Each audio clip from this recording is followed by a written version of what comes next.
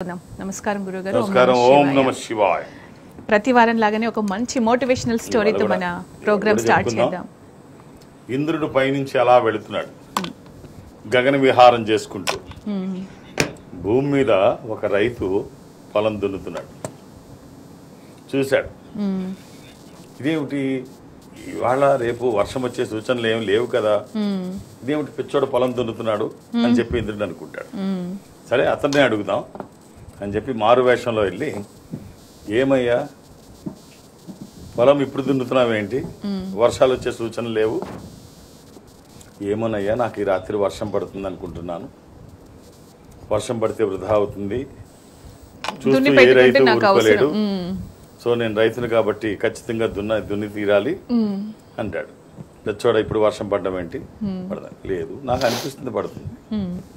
సరే ఇంద్రుడు వెళ్ళి మామూలుగా తన రూపంలోకి వెళ్ళిపోయి, అరే మొత్తం కంట్రోలర్ నేను కదా, నేను పడదు అంటే పడుతుంది అంటాడేంటి, ఎందుకన్నా మంచిది ఒకసారి చెక్ చేసుకుందాం అని వెరిఫై చేసుకుందాం అని చెప్పి తన అండర్లో ఉన్న వాళ్ళందరినీ పిలుస్తాడు. ఇంద్రుడు, వాయు, అగ్ని అన్ని అందరిని పిలుస్తాడు. అష్టదిక్ పాలన మొత్తం అందరిని పిలుస్తాడు. ఏమిటి సమావేశం ఇంద్ర అంటే ఇంద్రుడు చెప్తాడు, ఎట్టి పరిస్థితుల్లో ఇవాళ రేపు వర్షం పడడానికి వీల్లేదు, జాగ్రత్త అని వర్ణుడికి చెప్తాడు. వర్ణుడు అలాగే ఖచ్చితంగా దాందే ఉంది, దీనికి ఇంత పెద్ద సమావేశం ఇంత అవసరమా, బట్ ఒక చిన్న కండిషన్, ప్రతిదానికి ఒక లింక్ ఉంటుంది కదా, నాకున్న లింక్ ఏమిటంటే నేను కురవను, బట్ చల్లగాలి నా మీదకి వస్తే ఖచ్చితంగా నేను ఏం చేయలేను, అది అసంకల్పితంగా ఆ ప్రమేయం లేకుండా జరిగిపోతుంది. చల్లగాలి తగలకుండా ఉంటే నేను కురవను. వాయువుని పిలిచి, నువ్వు కురవడానికి, నువ్వు తగలడానికి, నువ్వు వీయడానికి వీల్లేదు, నువ్వు వీస్తే తను కురిసే అవకాశం ఉంది, నువ్వు అస్సలు నేను స్తంభించిపోతానంట. ఇంద్ర ఎందుకంటే ఇది నువ్వు చెప్పిన తర్వాత ఇంకేముంది అసలు బయటకు. కానీ ఇక్కడ నాకో లింక్ ఉంది. ఏమిటి అంటే, కప్పలు అరిస్తే నాలో కదలిక వస్తుంది. కప్పలు అరిస్తే నీలో కదలిక వస్తుందా? సరే అయితే ఈ మండూకరాజుని పిలవండి. మండూకరాజు వస్తాడు. ఎట్టి పరిస్థితుల్లో నువ్వు అరవడానికి వీల్లేదు, మీ మొత్తం జాతి ఇవాళ రేపు మొత్తం మౌనవ్రతం అంటే ఇంద్రుడు అంతటి వాడు చెప్పిన తర్వాత కప్పలు ఏం చేస్తాయి? సరే అరవడం మానేస్తాం. కానీ మాకు ఒక బలహీనత. ఏమిటా బలహీనత అంటే, మేము మినుగురులు ఉంటాయి కదా, మినుగురులు ఆ మినుగురులు మెరిస్తే మాత్రం మేము అరవక తప్పదు. మినుగురులు ప్రకృతి సహజం, మినుగురులు అరిస్తే కదిలితే మేము అరవక తప్పదు. మినుగురులను పిలిచి, మీరు అసలు రావడానికి వీల్లేదు, మీరు కనబడడానికి వీల్లేదు ఈ 2 రోజులు. ఇందుకు అంత వాడు చెప్పితే అసలు మేము బయటికే రాం, లాక్డ్, మొత్తం ఆ రూముల్లో లాక్ చేసుకుని ఉంటాం, బయటికే రాం. సరే అవి లాక్ చేయండి. వర్షం పడింది, పొలం దున్నాడు, ఆనందంగా రైతున్నాడు. ఇంద్రుడికి అర్థం కాలేదు, అరే ఇన్ని పకడ్బందీ ఏర్పాట్లు చేశాను,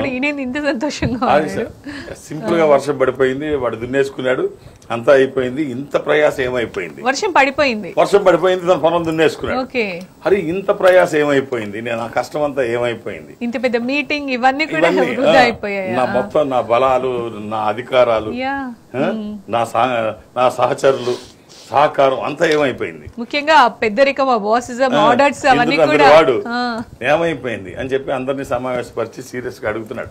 కురవద్దన్నాను కదా, అప్పుడు అందరినీ తన వజ్రాయుధంతో తీశాడు, ఏదో చేసేద్దామని. అప్పుడు అంటాడు వర్ణుడు, ఇంద్ర తొందరపడకు, ఆ గాలి వీయడం వల్ల నేను కురిశాను, వర్షం కురిసిన మాట వాస్తవం, సర్జికల్ స్ట్రైక్ జరిగిన మాట వాస్తవమే. సో ఆ వర్షం గాలికి తగలడం వల్ల నేను కురిశాను, ఇది నిజం. అంటే నువ్వు ఎందుకు వీచావని అడుగుతాడు. నేను వీయడం నిజమే, కానీ కప్పలు అరిశాయి. కప్పలు మీరెందుకు అరిశారు? మిలుగురు కనిపించాయి, మీరెందుకు కనిపించారు వాటిని అడిగితే, రామరామ మేము కనిపించినవేంటి, శివ అస్సలు మేము రూమ్ లోంచి బయటకే రాలేదు, లాక్కడి మేము అసలు బయటకే రాలేదు. నారదుడు అటు వెళుతూ ఉంటే అడుగుతాడు ఇంద్రుడు, ఏం జరిగింది నారద, ఇదంతా ఇదంతా ఏం జరిగింది అని అడిగితే అప్పుడు నారదుడు చెప్తాడు, ఏం లేదు, అక్కడ జరిగింది ఏమిటంటే మినుగుర్లు కదిలేయి కప్పలు మరిగాయి. మినుగుర్లు ఎక్కడి నుంచి వచ్చాయంటే అవి మినుగుర్లు కాదు, ఆ రైతు పొలం దున్నుతూ ఉంటే ఇంకా భర్త ఇంటికి రాలేదని భార్య వచ్చి, ఏమంటే చీకటి పడుతోంది, ఇంకా ఏమిటి పొలం దున్నడం, ఒక్కళ్ళే చేయడం ఏంటి అని అంటే, ఈ రాత్రికి వర్షం పడద్దని గట్టిగా నాకు నమ్మకం ఉంది, ఈ పనేమో పూర్తి కాలేదు, పూర్తి అయిన తర్వాత కురిస్తే బాగుంటుంది, నా ఒక్కడితో లేట్ అయిపోతుంది అంటే, అలా అంటారా, అయితే తొందరపడకండి, 2 పిల్లలు ఇంటి దగ్గర ఉన్నారు, వాళ్ళని కూడా తీసుకొని వస్తాను అని చీకటి పడింది. అందరూ ఆ దివిటీలు పట్టుకొని, కుటుంబం అంతా 2 పిల్లలు భార్య ఆ దివిటీలు పట్టుకొని ఆ దీపాలు వెలుగులో దున్నుతూ ఉంటే, వాళ్ళు సహాయం చేస్తూ ఉంటే, దీపాలు పెట్టి సహాయం చేస్తుంటే భర్త దున్నుతున్నాడు. నిజంగా ఈ సన్నివేశం ఊహించుకుంటే ప్రకృతే పులకిస్తుంది. ఎప్పుడైతే ఆ దీపాలు గాలికి అలాగా వెలిగి అవుతుంటే, మినుగురులా కదులుతుంటే, మినుగురులు అనుకుని కప్పలు అరిచాయి, మొరిగాయి, కప్పలు అరిచాయి, కప్పలు అరవంగానే చల్లగాలి కదిలింది, చల్లగాలి కదలంగానే మేఘుడు వర్షించాడు, సో వర్షం పడింది. ఈ కథ మనకి ఏం తెలియజేస్తుందంటే, నీ సంకల్పం బలంగా ఉంటే ప్రకృతి పరమేశ్వరుడు కూడా సహకరిస్తాడు. భగవంతుడు అడ్డం వచ్చిన సంకల్పం గట్టిదైతే ఆపడానికి వీల్లేదు. కాబట్టి బలంగా సంకల్పించుకో, ఏమన్నా జరుగుతుంది.